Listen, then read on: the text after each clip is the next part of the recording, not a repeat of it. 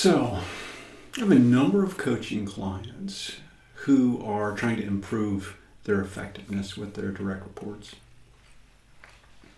Eventually, I get around to asking the question, so tell me, how often do you meet with your people?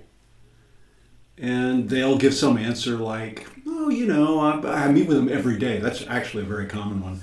Yeah, we're around each other all the time. And so I push a little bit more. No. How long do you meet with them to talk about the work that you do?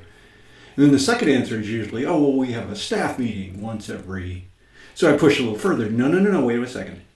How often do you get together one-on-one with each of your people where the focus of the conversation and the only reason there to talk is specifically around their performance toward goal? And after a little bit of an embarrassed silence, the answer is almost always, yeah, I'm not doing that. So let me ask you, what about you? How often do you meet one-on-one with your people where the focus is completely on their performance towards goal? If you're like my coaching clients, the answer is rarely. And then here's the logic that comes out. I don't have the time. We'll talk about that more in a minute.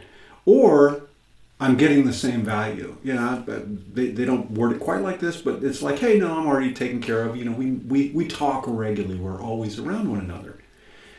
That is faulty logic. They're wrong. If you're using the same logic, you're wrong. Okay.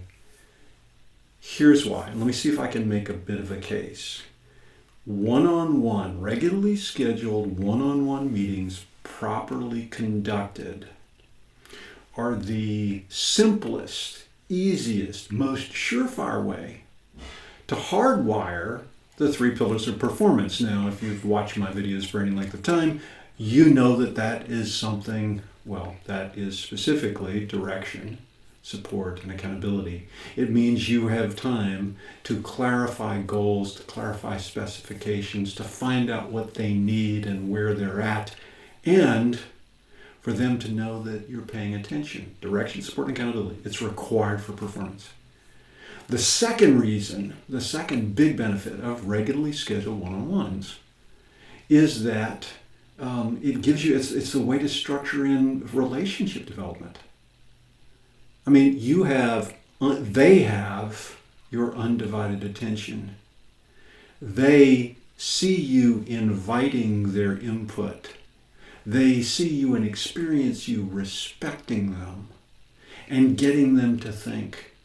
So not only is performance likely to improve and you're finding out any gaps, but in fact the relationship is growing stronger.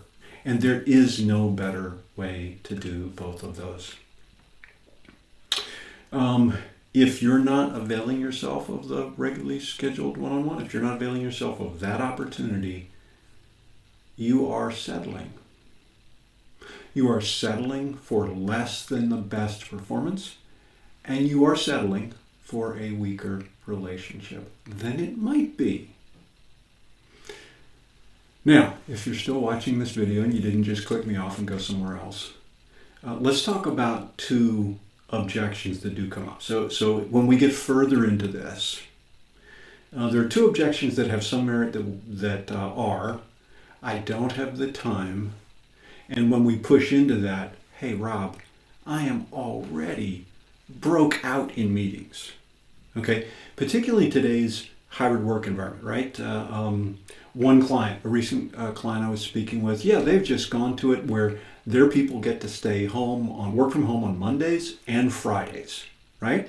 And many offices are doing something similar. A couple of days a week, you don't have to come to the office. Well, guess what? Everybody wants to now schedule meetings. Tuesday, Wednesday, Thursday.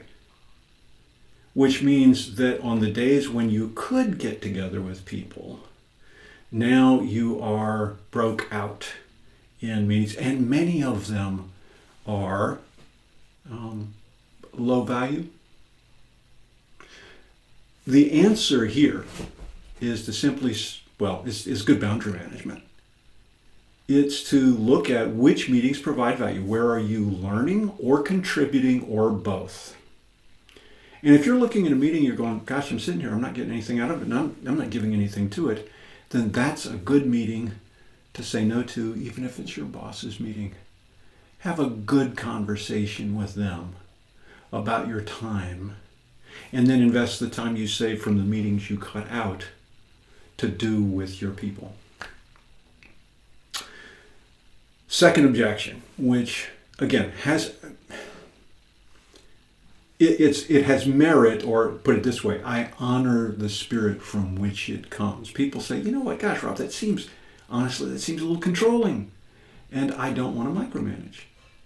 And while I honor the spirit in which that is said, and in fact, good for you, no one benefits from micromanagement, you or them, a properly led one-on-one is the exact opposite of micromanagement.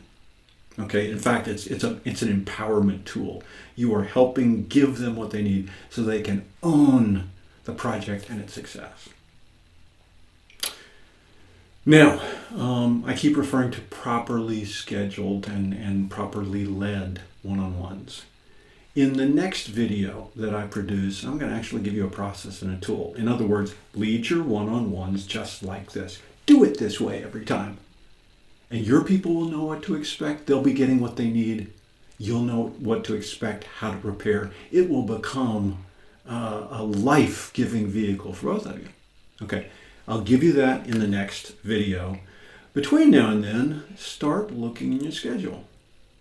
Find 30 to 45 minutes on at least an every other week basis where you can meet with your people and do the one-on-ones. You do your homework. You find the time. I'll show you how.